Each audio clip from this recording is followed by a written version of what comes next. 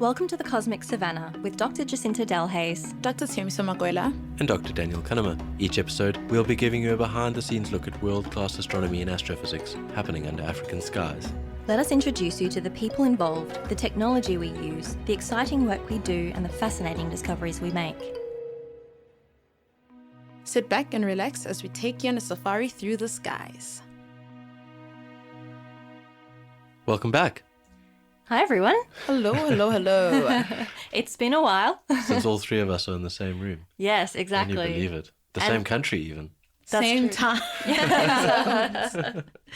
So today we are going to wrap up season 5, even though we've had a bit of a break, and prepare for season 6, tell you where we've been in the last month or 2 months or however long it's been, and kind of look back on the season. So I guess, first of all, Dan, we haven't had you on the Cosmic Savannah for a long time. Where have you been? Yeah, sorry about that. I've been around. I have clocked up a fair number of carbon, what are the anti-credits? Yeah, I think the last time we chatted, or before the last time we chatted, I went to Ethiopia, which was a really, really amazing experience. I was there for an IAU symposium on dark skies and astronomical heritage. And there were a lot of amazing talks from across Africa, not just from Ethiopia, talking about how we can use and look after our dark skies, promote tourism, look at the culture associated with the dark skies and some of the heritage that exists, how we can collect that information, talk to those people, collect those stories, and then share them. And utilize that for economic development, really. We want people to be visiting these countries. Africa is full of incredible dark skies and incredible culture, a lot of amazing stuff.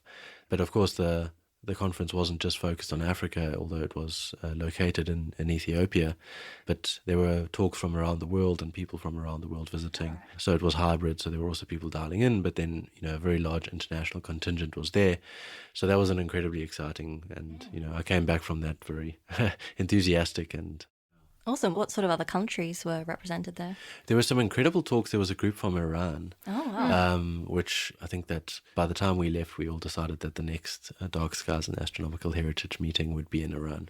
There are these incredible old sites, temples or, observatories sitting all through the desert, most of which are kind of forgotten. But there was one group who have been trying to document them, visit them, and he was taking these incredible photos at solstices and equinoxes and things, and just telling his stories about traveling into some pretty dodgy places, people thinking he's coming to steal, their treasures or whatever, and then also waiting for the exact sunrise on solstice, only for it to be cloudy. Oh no!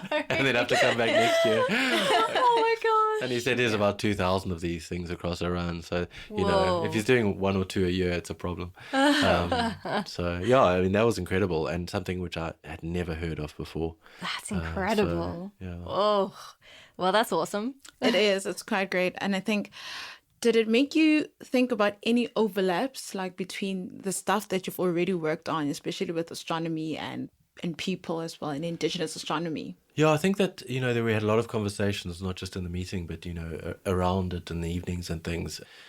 There's a huge sort of energy behind sharing people's knowledge of the stars. And where we sit in 2024, the people who remember those stories are getting old and dying out. So, and the stories are dying with them. So it's really one of these things which is very urgent. I mean, it's been urgent for a couple of decades, but it gets increasingly urgent. Every day we're losing more. So there are a huge number of people who are enthusiastic about keeping, these stories alive. So you get very enthusiastic at a meeting like this and you want to just collect it all. That's obviously hard to do. It's many, many full-time jobs. But setting up some sort of system, the one idea we came up with, and it's sitting on my to-do list, number 127 or something, is actually for the General Assembly, which is coming later this year, set up a website or a portal where people can send a voice note or a little recording or even some text on a story they have. or their grandmother has, or something, and just dump it all there. Awesome. We're not going to be able to process it all right now, but we're astronomers. Big data doesn't scare us. And these days, with AI, even audio doesn't scare us. So we can get this stuff transcribed and collated and stored. And anyway, so that was one of my ideas. Cool. But again, like I said, it was very exciting, and Yeah, you came back very inspired, and I can see it on your face when you're talking about it now, the passion. It's awesome. Yeah, it was very cool. Cool. I guess that's one reason why these in-person conferences are actually still very valuable, even though, obviously to keep our carbon footprint down and everything, we try and do things on Zoom and whatever. But sometimes you just can't replace that in-person chatting and meeting and brainstorming and throwing ideas out. It's really, really important and really special. And, yeah, the world's made of people, right? Well, like society is made of people, at least, not the world. But meeting these people and making friends with them, I came away from that meeting not just with new colleagues and new ideas, but like new friends. And that's how things get done, really, because, it comes with passion and project. Yeah, I think during my travels, I learned about a theme or theory called community of practice. There is something that is quite great about getting into communities of people who are doing the same things as you, because then you get re-inspired. If you're already inspired, you get kind of re-inspired to be collaborating with those people, learning from those people, making those connections. And it's only when you get into those communities that you learn. Yeah, I learn more. So I think that's just one of the things that make these in-person conferences quite You were great. also traveling recently, though, right? I was. Just slipped that in there. Where did you go? I went to China. So it was my first time in Asia. It was such a long flight. 2 long flights. How long? Very long. Too long to count. Too long to count. But just the experience on its own was great. I flew with Emirates. I'm not sure if I'm allowed to say that. That's all right. If they pay us, then they can definitely say it. So the flight generally going there was really great. Obviously, I was just too anxious about instructions, if I'll actually understand anything at all. Oh, but in China because of the language. Because of the language. And also anxious about being able to communicate with people at home. Because my mom needs to know if I'm okay. Of course. So just the traveling there got me very anxious. But once I was in China, everything just went so smoothly. I was amazed. It was great. There was traffic on a Sunday, which was I don't know. I feel like December in Cape Town. It's like the busiest time of the year. Like, what was happening? Where's everyone going? Kirstenbosch. Can confirm. Tried to take my there. Peak season. And so why were you in China? So I was in China for the Christmas conference. What? Christmas. So I do not fully remember what the rest of the acronym means, but the first part is Belt and Road Initiative. So it's all about science education outside the classroom, or rather science education beyond the classroom. So And it was held over Christmas. No, it wasn't held over Christmas. But towards the season. Is that why it had that name? I don't know. Hey, I didn't ask much because before Missed opportunity here. I mean, before you travel, all you're thinking about is getting your talk ready, making sure you have your visa. You're not thinking about Christmas? No, nothing. We can institute Christmas from now on. Christmas. I feel like it. Christmas.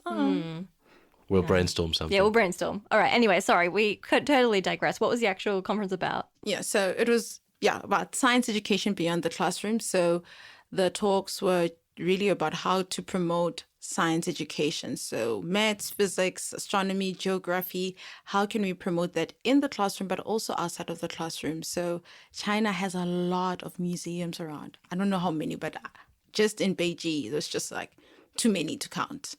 And they're big and they're beautiful and the technology is amazing. The Beijing Planetarium on its own is quite mind-blowing. They had this exhibit on how astronomers actually do astronomy. So they had like a whole list of different astronomical objects, the sun, the star, galaxy, and then they just had them in different frequencies and wavelengths so that they can actually see what astronomers see when they're looking through telescopes and getting data. So they had that for kids. Awesome. And that was Wow. just one of the most beautiful things I've ever seen. And like just kids can just move along to see the sun in different, light frequencies, which is quite Wow. great. Wow, that is pretty cool. Yeah, that was pretty cool. So that was one of the coolest things I saw in China. And the next coolest thing was just like, I will take this memory forever, was visiting the China. The Great Wall. Well, the Great Wall is great. I mean, it's a great name. And That's a great.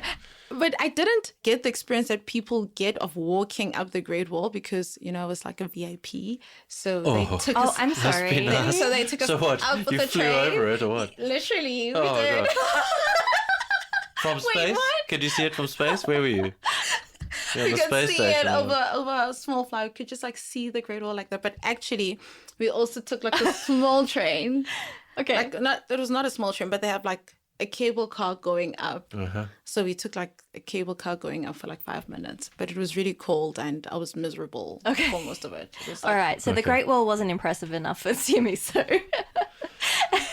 It's just too overwhelming to try and walk around that -6 degrees. Fair enough. Minus Fair enough. 6, That is okay, well cold. then, yeah. That is cold. Especially for people from South Africa. Exactly. Right. Takes a bit of the charm away.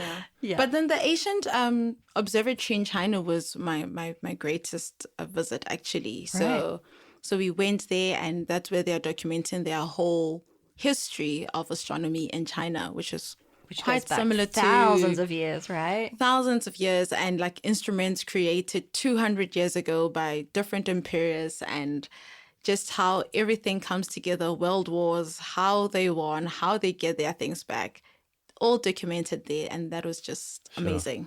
Very cool. That's awesome. Man, I've always wanted to go to China. It's on the list. Please do go. It's worth the experience. What sort of items were there? So they had different objects that they actually used to do astronomy. So things like Sextants and astrolabes and like presumably things astrolabes, like that, like an astrolabe cool. thing. So they had the man-made tools that they did about Right. 200 years ago, and apparently these things were then obviously they were invaded, and they went all the way to Germany and France, and then they only came back after World War II or one, probably World War II. Then they came back, and now they are there locked up. And they opened for us, VIPs. Wow. Jeepers. Rub it in, eh? Did you get to touch them? Yes. Wow. I got to touch them. I'll show you pictures. Oh, yeah. yeah. Yeah, We we can can put post some on them the on the blog. blog. Also, yeah, That's we'll post some exciting. pictures there. Cool. And Jacinta, you were just telling us before we went online that you went to the mall. Thank you, Daniel. Vienna waterfront mall. They are Yes. boats. Well, I have been cautious of my carbon footprint. I'll judge everybody else in this moment. No, thankfully I've not been traveling for a nice break, so I've stayed in South Africa, and for Christmas my mum and my aunt came to visit me. Hi, Mum. And that was really awesome. And my aunt hadn't left Australia in quite a few years, never been to Africa. And so this was a big experience for her. She absolutely loved it. We got to go all over the place. We went up the garden route. So for those who aren't familiar with South Africa, you go from Cape Town and you drive up towards the Eastern Cape, and it's all this like beautiful kind of rainforest area. It's stunning, beautiful beaches.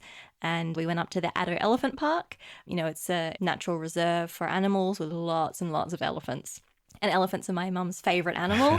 She has, I think, 100 statues of elephants in her house. And she's never seen them in the wild. And so this was a really awesome experience. So, yeah, really, really liked that. So lots of babies and lots of big ones. And, yeah, it was very exciting. And, yep. Gave them a little tour around Cape Town. So, you know, all the hits, the Kirstenbosch Botanical Gardens and Table Mountain. And yeah, we didn't hike. We did take the cable car. VIPs. Yeah. No, but that was definitely a lot of fun. And yeah, and then it was my birthday yesterday, actually. So Happy birthday. thank you. And I did go to the mall. Yeah. But I bought myself some fancy perfume. So that was my present to myself. Yes, you smell amazing, which is just as well because it's hot here. And it is a very small room. But there have been other things going on in Cape Town too. There was the NASP conference, which you were very active in. Yes, so there was the 20th anniversary of the National Astronomy and Space Science Program. So I guess about 20 years ago, the SALT telescope was being constructed in South Africa. And this is, the biggest optical telescope in the Southern Hemisphere. And so the idea was to build human capacity development in South Africa so that South Africans can use this telescope, not just international people coming in and using it. So they wanted to develop astronomy education in South Africa for South Africans and for other African nations. And so they started this NASP program, as I said, the National Astronomy and Space Science Program, which is essentially helping sort of undergrads in various universities around South Africa get through astronomy degrees to do their honours and to do their masters and funding those things. And there's been something like 400 and something graduates in astronomy honours since then, which is enormous. 100 and something masters graduates, many PhDs. And this was sort of as the 20th anniversary. And it wasn't only to build up capacity for SALT, but also for Meerkat, which now exists, of course. So it was reinvigorated because of Meerkat and ultimately the SKA. So, of course, investment in astronomy in South Africa is a really big deal. And it was really awesome in this 20th anniversary to see alumni come back from up to 20 years ago and tell their stories about where they are now. And there was people from all over the place. So some people from other African countries had gone back there and basically launched astronomy education in their country and, set up department in their universities and degrees and things like this, and basically on their own, which is unbelievable. Incredible, yeah. I mean, I don't even have words for that. That was amazing. So I got to have a couple of interviews with those people, which was great. And we're going to play some of those in season 6. And then some people kind of sort of left astronomy, but used those skills transferably in a whole bunch of different fields, most notably in like investment banking, like ethical investment banking and like conservation, health. One of them's in Antarctica. Like a whole range of different things. So we got to chat with some of those people, and as I said, those will be coming up in season 6. Yeah. Were you an ASP graduate? Yeah. No, I wasn't. Actually, I came from VET, so I just came after my master's at UCT. But I've been then involved in NASP in so many ways I think I'm an SP as well. because you've been a lecturer, right?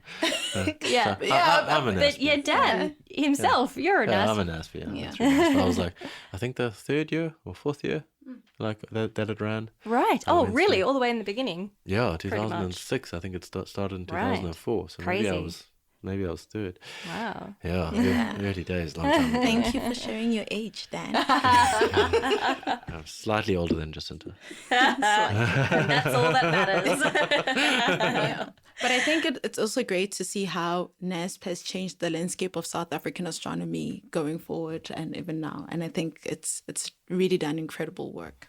Yeah, I think that NASP can be traced back to, not just South Africa, but the continent. Yeah. Going to that conference and seeing all the alumni and everyone, the impact has taken South Africa from, 40 PhD astronomers to probably 400 now in 20 years. Yeah, it's crazy. It's changed so unbelievable. much. It's really awesome. And it was really good, like you said, just to take a moment to look at that. And, we still have struggles and people, there's not enough funding and people are struggling with everything. But to see where we came from and just take a moment to appreciate the investment the government's made and the success of the community has been incredible.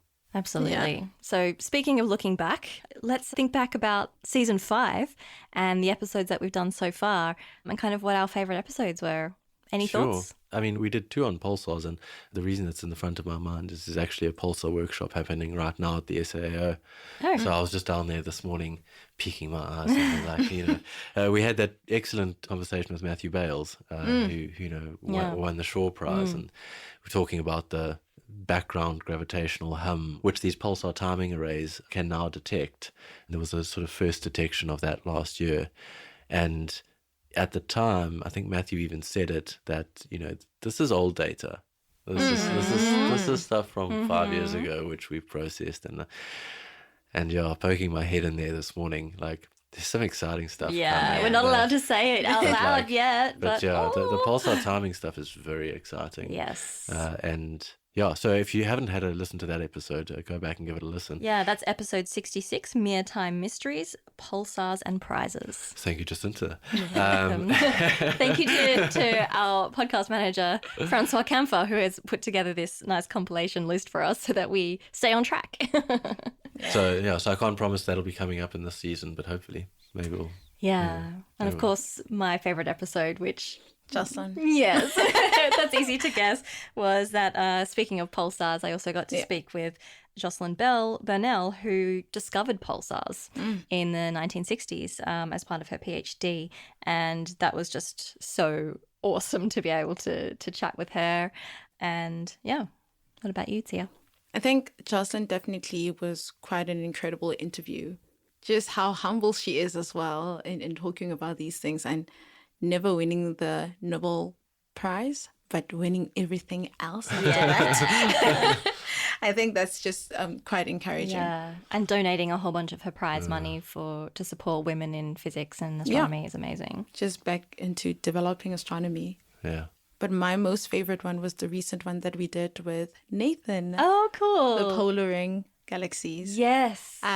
I'd really enjoyed that because I also went to the VR to actually see it. Oh, You were not there, Dan. Oh, You missed out. I think you were in Ethiopia. I don't know where he was at the time. was this in the visualization lab? Yes. Okay. Yeah. So I think that was quite incredible. Just, so many times we just speak about the galaxies, we describe what they are, we describe the temperatures, we describe everything else. And just getting the description from Nathan and going into the Viz Lab and to see what he described and what he was talking about, I quite enjoyed relating the theory and practice together. So that was episode 68, Untangling the Origins of Polar Ring Galaxies, and episode 69, Into the Matrix, Visualizing Polar Ring Galaxies. So that was speaking with Dr. Nathan Degg, Dr. Lucia Marchetti, and Dr. Alex Civatili. yeah. It was awesome to say. And I also really enjoyed hearing about the SKA commencement ceremonies both in Australia and in South Africa, which Dan and Jacinta both attended. And Very cool. Yes. I mean, that was like not just an episode highlight, that was a highlight. Yeah. From the last couple of years. Theo's sitting here like really unhappy that she didn't get to go.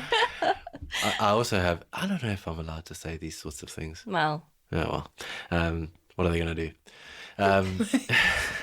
Fire us from our free podcast. Precisely.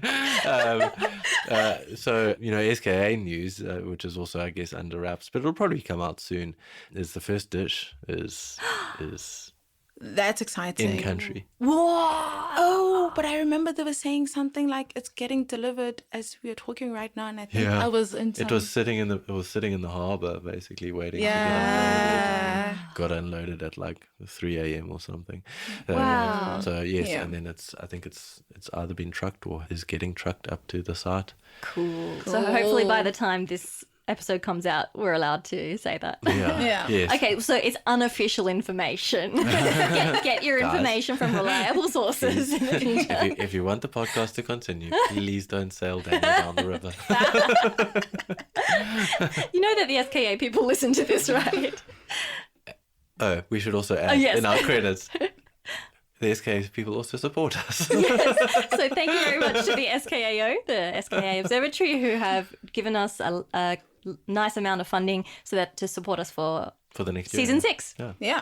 Yes. Thank you. Thank you very much, SKO, and thank you for giving us hot tidbits of news. Yeah, and not firing us from the jobs that we don't have. Okay. Anyway, but yeah, no, the SKA construction commencement ceremonies were awesome. Of course, Dan got to go to the one in South Africa. That was episode 61. And then I went to the one in Australia. I think that was episode 62, or maybe it was part 1, part 2. I can't remember, but you'll have a look at that. Those are the SKA construction commencement ceremonies. And of course, because I love galaxy evolution, I liked episode 63, How Galaxies Evolve, with Dr. Stabile Kolwa.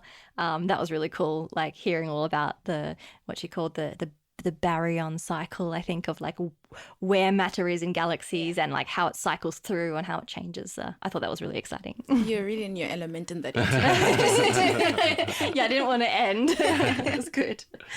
I also really enjoyed this universe episode with Alexander Anderson, Oh, yeah. and I also wanted to bring it up because at the time we said it, when we were talking to Alexander, that project was sort of coming to an end, what you could work on in terms of the bursts from space. But new data kept coming out. And I saw there was a release just the other day of more data on a separate project. So, if you are interested in citizen science and if you want to get involved, there is so much to do.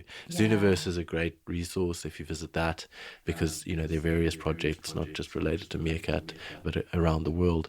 But it's an excellent resource. Yeah, so you can just go online. You don't need any training as an astronomer, nothing, no classes, and it will teach you all what you need to know. And then you can get to classify objects in space, transients. I think things that that just randomly explode. So instead of doom scrolling on Instagram, doom scroll on galaxies and do some good. Yeah, it's episode 64, Burst from Space. Yeah, I think do that. What? Have a Instagram Zooniverse and people can just doom scroll. Well, it's an idea. These ideas. Sure, we'll put that on the maybe pile. Okay. Well, actually, Tsimiso, what I was going to say is the highlight for me of this entire season was getting you as a host. She didn't see it coming at all. Yay! I can't clap. She looks so good. No clapping.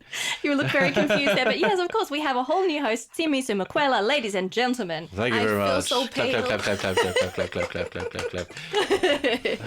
Thank you very much for having me. We've got our very own VIP. Yeah, apparently. Flown over the Great Wall of China and unimpressed. While I was in China, I was just like, South Africa doesn't deserve me. There we go. But no, well, does. Thank you for your presence. Thank you for returning. And of course, we have now a podcast manager, Francois Camphor. And without him, we would not have a podcast, because we are all just I think our careers have changed over time since we've started the podcast nearly 5 years ago. And we wouldn't be able to continue it without some guidance and sanity from Francois. So thank you so much, Francois, for all of your hard work. And of course, we heard from both Francois and Tsimiso on episode 67, A Stroll to the Edge of the Universe. Thank you, Francois. Thank you, Francois. Big thank yous to Francois. Yes. Yeah.